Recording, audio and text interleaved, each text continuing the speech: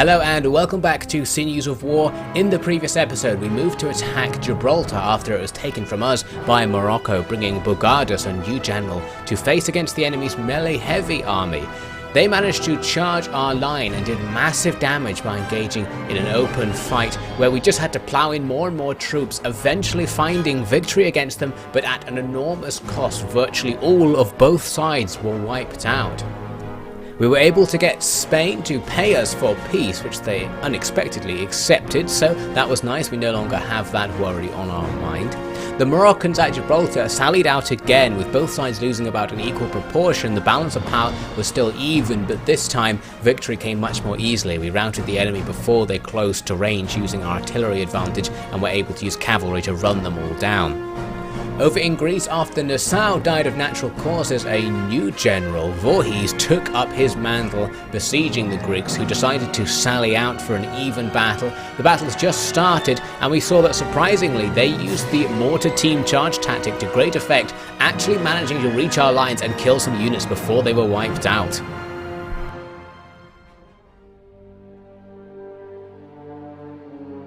Well, you can come and sit in my place if you wish. I'll vote for you. Call another election.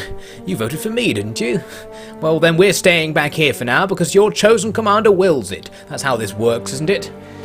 You know, I wouldn't have even run if half of you didn't force me. You probably mistook me for another Nassau.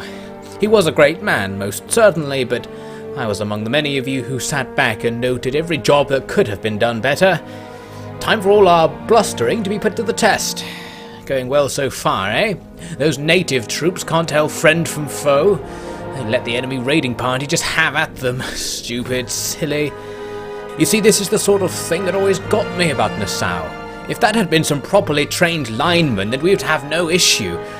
Now, I've got nothing against these primitive folk, but their type is not a limitless pool of quality. The best of them were those who trumped poor Ustra, and the worst are here begging for the Republic's coin, whether they've earned it or not. We'll sort it out eventually. Now, in the meantime, looks like these fool Greeks are up to something. Victory within the hour? Or is that too much of a challenge? No, it's doable. Diedrich, start logging the time, would you? So now we'll start heading towards the main part of this battle with Greece as their forces begin to arrive in position of our line. You can see they've got a lot of pikemen among their men. A lot of their militia troops were pikes rather than the traditional firelocks. So we'll see if they're going to go for a melee-based attack, maybe a big charge. I, of course, need to rush forward to my trenches, because you'll remember I fell back from the trenches at the beginning of the battle in order to stay out of the enemy's artillery range. But now that the enemy are getting close, I need to rush forward to make sure I get maximum protection from them against enemy gunfire. So we walk up, and now we're just going to blast the enemies closest to the trenches. Luckily for me, a lot of these militia units are leading the way, and they of course are going to have the low morale, and you can see they're just turning around and running as the volleys hit them. So that's going to make life particularly easy, and that first attack is going to be turned back. Only minimal casualties for the enemy, so they will make another one.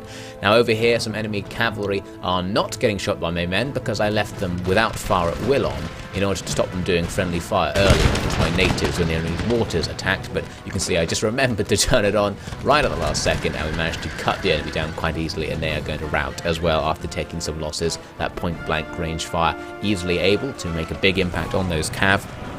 On the other flank, I spotted a nice weak spot on the enemy's extreme right, where they just had some militia who I could just run through with my cav, regular militia that time, not the pikes, and that would allow me to break the cav through onto the backside of the enemy's line, which could be quite handy. In fact, it's already happening. The militia just being cut down by the natives who are staying behind to finish them off, while more cav run off to look for more targets. Absolutely no chance for those men in melee, defeated immediately, a whole regiment down. So now we've freed up some cav to start marauding against the enemy. Most of the enemy already routing. I'm going to make them super weak against those cavalry attacks, so we're probably just going to chase them off. Now in the centre, the enemy are moving up some irregulars, and these guys have more range than my line, meaning they can just fire at me with impunity there, and I can't shoot back. But because there's not very many of them, I'm going to tolerate that in order to maintain the protection of the trenches.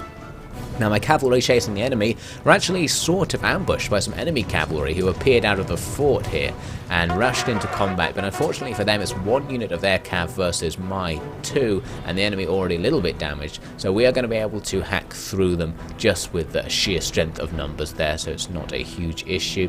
Meanwhile the rest of my cav are busy shooting the retreating forces there, and they're going to come and get involved as well just to make life easier. But actually before they even arrived, the enemy's cavalry unit routed and rushed back inside the fort. So that went easier than expected, and now we're going to flee this area because enemy infantry are approaching. I want to get out of the way and try to use my gun cav to bring them down and get some rear charges on them. Meanwhile, a main attack appears to be occurring. They've massed infantry right in front of the main line, and these pikes seem to be going for it, trotting in towards our position. Now the AI traditionally has problems with doing a charge, and you can see it's having them here. They sort of walk up and then start going horizontally up and down in front of the line, which for a melee unit in front of a missile line is a very bad idea, because we are just going to be gunning them down now at point blank range, and these guys aren't exactly an elite unit, they're only an armed citizenry unit, meaning their morale is poor, so they decide they are not going to stand and take this while they get these weird orders to just zigzag towards our line, and they leave, so their attack has failed once again. The enemy's cav coming back for some more here at the back of the map, but the gun cav going to give them some volleys as they charge into melee. The other cav going to cycle around to help out with that. So those cav basically all killed already, going to just go finish them off. Now far on the other side of the battlefield, I've got two more units of gun cav who were just killing some routing units, and then I spotted the enemy's artillery being taken out of the fort on its own, so I thought let's go hunt them down. And now we're going to experience an issue that we've had before with these gun cav, the classic auxiliary suicide problem. There it is. You can see they have absolutely no problem shooting into their own units when they're riding together like that, and it actually causes one of my units to rout, so that's absolutely fantastic, isn't it? So you really do need to keep these units off fire at will, a lesson that I apparently have not learned, and they can only really be trusted to fire at will when they're absolutely on their own.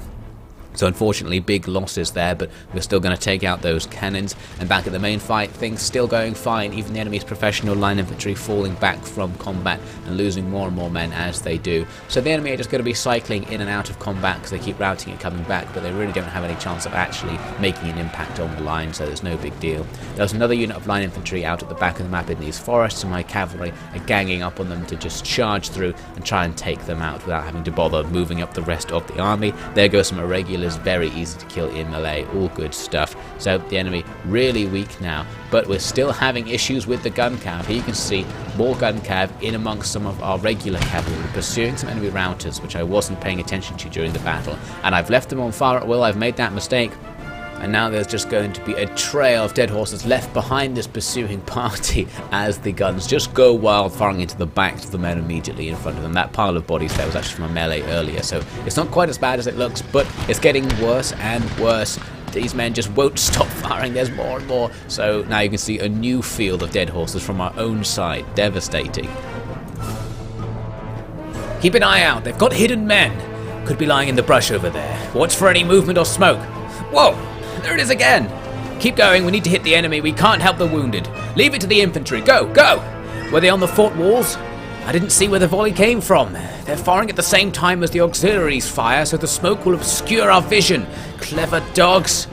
They think they can scare us, eh? Well, it'll take a lot more than that to... Oh! Bloody hell! Ah, that one took some skin off. Where are those enemies? I felt like the shot grazed me from behind, but they can't have shot through the auxiliaries, unless... No, why would they betray us now?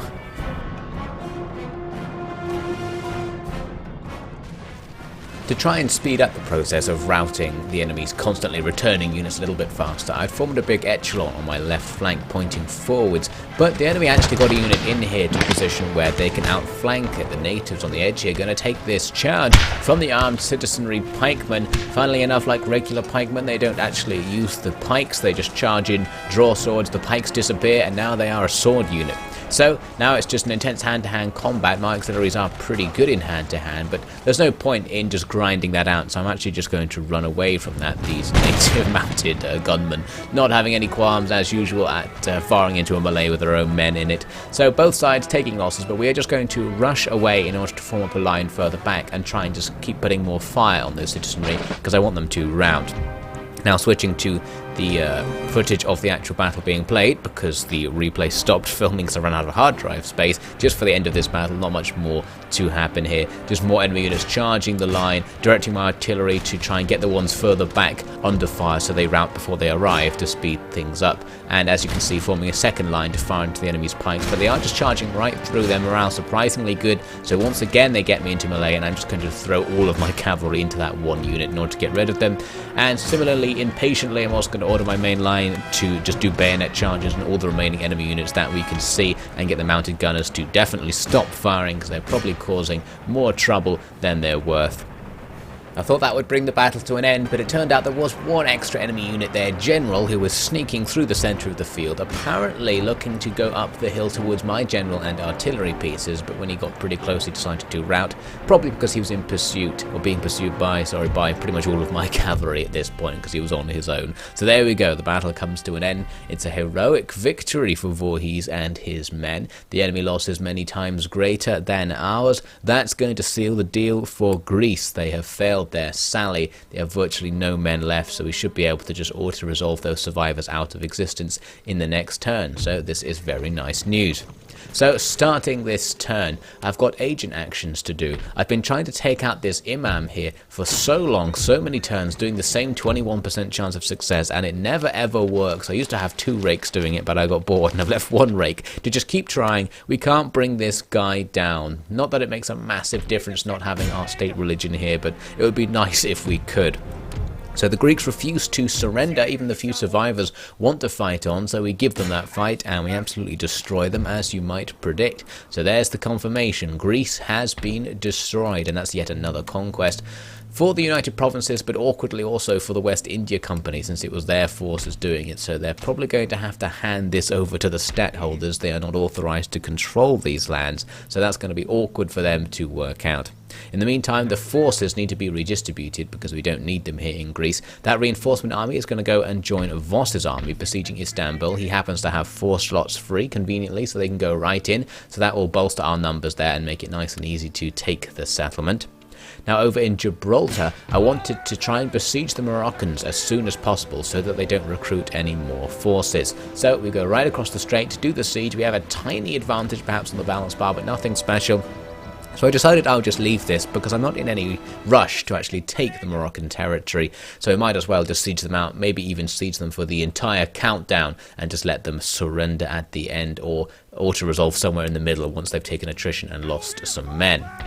Now, I also wanted to try and get Voorhees and the main West India Company army out of Greece. Going to be difficult public order wise, but I decided it would be okay in the next turn once I'd repaired the palace there, as that gives extra repression. So we're going to leave it in a terrible state for now and hope it's okay later on. I am also going to leave behind 1 unit of mounted auxiliaries. I thought I should probably leave something just to improve public order, and what better a choice than those particularly treacherous mounted gunners. So Voorhees is for now going to start moving on Istanbul, but we'll see a little bit later. I'm actually going to come up with a new plan for him.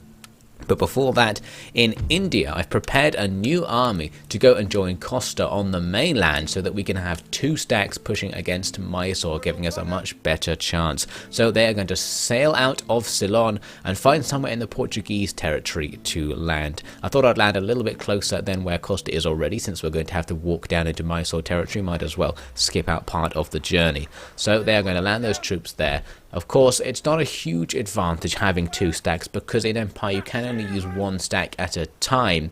So it's kind of a case of we'll send 2 stacks against the enemy's first army, fight with just 1, and if that army is really damaged in the fight, we'll switch over to having the second support stack be the leading group for the attack on their settlement.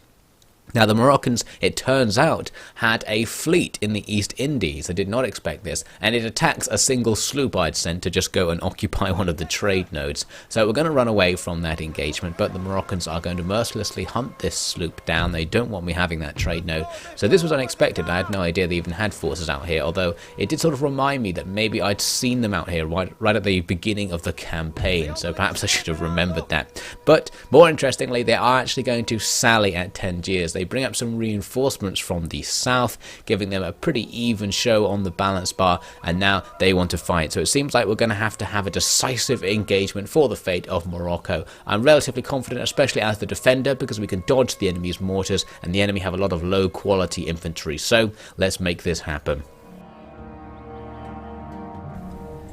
I guess it will be one last night of comfort then. Perhaps the fact the porters have stopped restocking their drinks cabinets is a sign from the Lord that it's time for action. And no more sea air to make the whole affair more bearable. I don't know how these people do it all. Don't worry yourself though, we've learned our lesson. I won't be in any danger. I survived taking one army to fight 3. This time it's 2 on either side. And of course our men are the ones who know the business better. An easy trip, no doubt. It's still not as easy as the ride those West India Company braggarts had. They never had to face no high and mighty kings with gold-clad armies. But on the other hand, the loot. The loot. We shall have something to brag of soon. So since this is a battle involving enemy mortars, the first thing we're going to do is face the opposite direction to the enemy and start marching. You can see my deployment zone was actually really far forwards in the battle, so we've got a giant zone behind us which is actually all uphill, so it's very much in my favour to just retreat from the starting position. The only problem is the speed at which I'm actually giving those orders. These men aren't moving yet and the enemy are firing. We actually started just about in range of the enemy's mortars. Really luckily that first volley all fell just short, barely missing our men. So that was very fortunate. The enemy deployed their mortars quite far forwards as well. The rest of their army is going to hang around for a little bit because they've got reinforcements coming in, so they're going to form up a little bit more properly and then come to attack us. Of course, they're just going to find us having set up on the hill with a nice steady line to start firing at the enemy. The first thing they did was bring up these camels. Now the camels actually, I believe, outrange regular line infantry. You can see they're firing diagonally at units on my flank here, not really managing to hit anything by the looks of it. But because they actually moved up really close to our line before making that diagonal shot, they're in range of the units in my centre who do appear to have taken shots. It's possible that the direction the men were aiming was just slightly glitched and they're actually firing straight forward, but anyway, the point is they're taking return fire, so they're not going to last massively long, so that's all fine by me. Their next plan is to move up with their cavalry. They've got some decent melee cav who are going to charge right up the centre. Not going to wait for the rest of their infantry to catch up, always the classic bad move from the AI. They actually seem to stop near the front of our lines and then rethink their charge and then decide they are actually going to do it and finally start moving. The whole time taking artillery fire and small arms fire from the line, so losses already mounting up. And that slow charge gave me plenty of time to see it coming in and get a square ready to receive it. So they actually don't really charge at all, they just stop in front of the square. And now my infantry can start pressing into them with their bayonets and doing damage to those cav. My artillery just doing danger close fire, shooting into them, probably hitting my own men because I'm not microing the artillery. Very nice. They're moving up some gun cav as well to duel with the front line, but as ever, willing to do that because we'll win in a gun battle with them eventually. The enemy's general joined their cavalry in trying to charge through our lines, but once again found a square, and as he leaves we're going to get rid of that square because we want more guns facing forwards to shoot at the enemy's mounted gunners. The general decided he would go in for another go, seeing that the square was breaking up, but actually he didn't have the morale to do that fight and ends up running away. The general himself surviving though, an unfortunate chance missed. So we're now going to start forming a bowl formation to put more pressure on the centre since the enemy are focusing there, and on the flanks we're going to use our cavalry to just smash through some weaker units to try and get ourselves around the enemy. So some desert warriors disappear beneath those cavalry there, drawing the attention of these armed citizenry who are going to fire at them rather than continue their advance, but that's fine because I can just get out the way of their line of fire.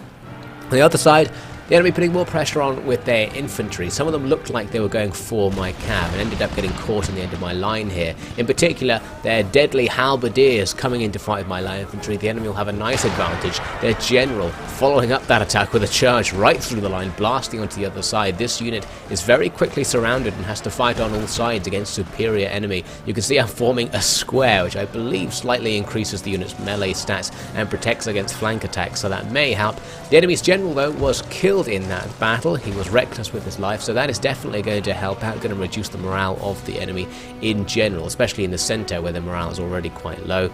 On the left, my cavalry just ploughing through the enemy, killing these routing units as we totally surround them, again taking danger close artillery fire from our own side. Not very kind of the cannoneers today, their choice of targets, but the centre is totally breaking with no general and worried about being under fire from my centre. Those men do not want to continue fighting, so that's going to free up lots of troops. More armed populace staying in the fight while the rest of the regular infantry leave, particularly brave men there. We kill another enemy general. Their initial general on the mortar team was killed by a little rogue unit of cavalry here, so the enemy's morale taking a double hit just for fun. Unfortunately though, the enemy's halberdiers are going to continue the fight, and they really destroyed my unit. They didn't take many losses at all, wiping out my forces, and you can see I'm forming up ready to receive them again because it looks like they are going to break through there. I don't want to just charge this unit down and engage in another melee. I want to get some distance so the enemy have to charge at me again so I can try and cut them down and reduce their morale with gunfire. That does mean though that the unit that is out hit is pretty much a sacrifice. They start routing and the halberdiers immediately start chasing, running up the hill towards my new line. That new line is just going to start unleashing fire on the general area, cutting down both my men and the enemies indiscriminately, just desperate to stop this blob of men reaching our line by blasting at it, but it's not going to be successful. The enemy are going to catch up, so they're going to have to stage a now very deadly bayonet charge into those men to try and hold them off. We have a slight downhill attack which may help, and we do now have numbers on our side, but the real advantage is that my centre, which has been freed up, is going to come around for the rear attack, so hopefully we can finish them off. You will give no ground, I say. Those who retreat will be shot, do you hear me? And yet the traitors give up the fight anyway. So be it, you have only revealed your true colours, you whimpering scum. Captain, commence firing. Take aim at the cowards. If any wish to stand and die with honour, they will have the option, but those who do not shall teach the rest of us a lesson in soldiering through their disgraceful deaths. I will not suffer weakness to live. Fire, I said. Bring them all down. And when you're done, lock your weapons and advance upon the enemy with aggression. Overpower them. Losses do not matter if the enemy is destroyed. This is the way of a truly dedicated warrior. Do you understand?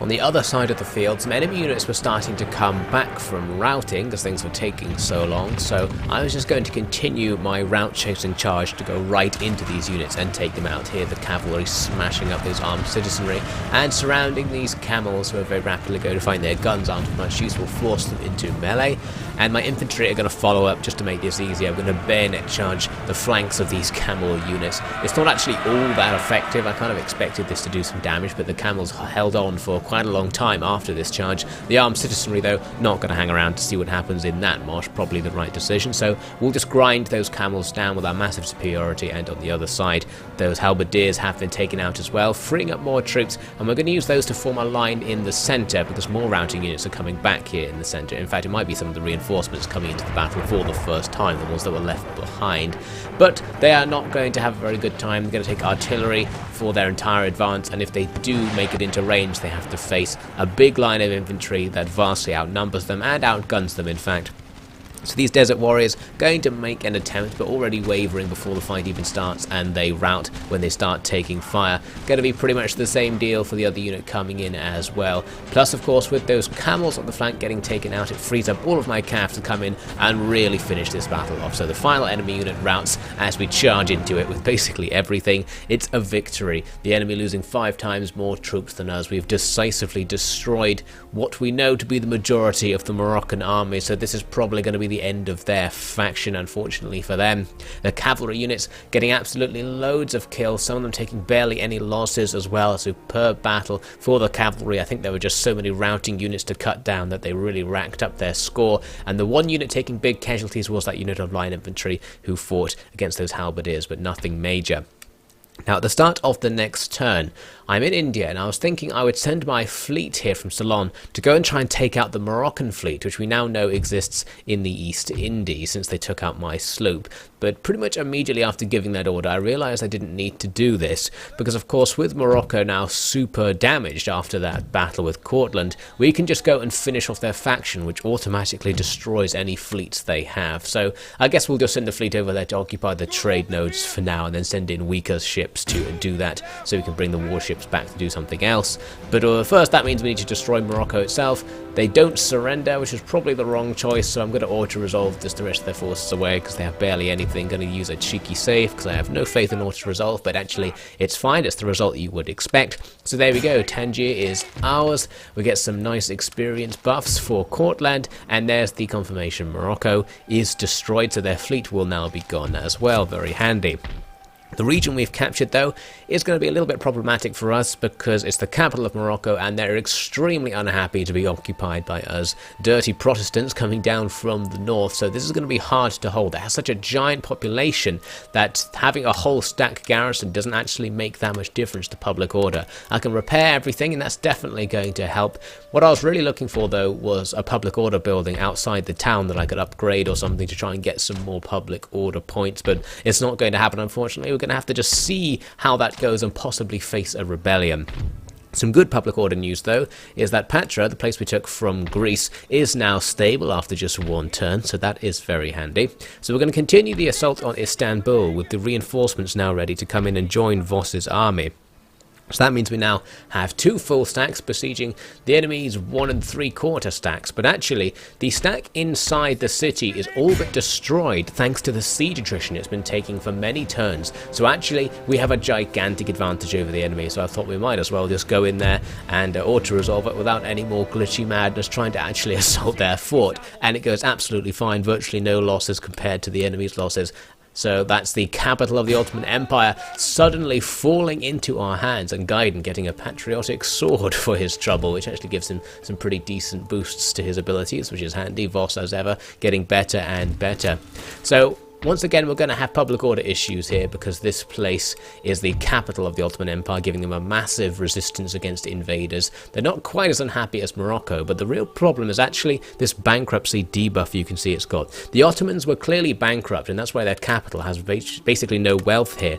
But the real problem is that means that the rest of the empire probably has no wealth either. I'm expecting that all of their regions will just have 0 wealth because they've probably been bankrupt for like 10 turns and have totally run everything into the ground. So that means capturing their territory won't actually gain us anything except the joy of having the territory. There's no monetary value to it. You can't tax them. So we need to destroy the Ottomans just to get rid of them, if only to stop the game glitching out because of their existence, but it's not really going to be worth our while, which is a massive shame, although we will be able to build them back up now. We have lots of enlightenment technologies, so we're very good at promoting economic growth, so we'll be able to get the settlements back in order eventually and make them worth something over time. Now, with Courtland, I decided there's no real point in sending him to go and follow our main armies into Anatolia. What he can do is pop back over to his company fleet and go on a little adventure, because previously we found out that the Ottomans haven't garrisoned their other coastal regions. They've just sent all of their troops into Anatolia in a big dispersed mess. So that means I can just sneak down here and land troops in the middle of their remaining territory, and they're probably not going to be able to do anything about this. Unfortunately for me, I couldn't hit Jerusalem, which was my target right away because I'm out of movement points, but it's pretty likely the Ottomans aren't going to have anything they can do in retaliation to this, so we are free to take our time and continue our offensive just to try and wipe out this very inconvenient of enemies. The size of the United Provinces' European empire had grown faster than any onlookers had imagined, with each new conquest bringing more and more people under their rule. But increasingly the territories they annexed were unruly and wholly resistant to the idea of being a Dutch possession. The further from Amsterdam the armies marched, the more culturally and religiously opposed to them the people they encountered became. It was hard to stop and try to consolidate the gains, as the weakness of the Ottomans was a treasure that needed to be pilfered before any other powers could find it. The stadtholders had ordered the complete subjugation of the Ottoman Empire, but hadn't thought much about how they would hold it.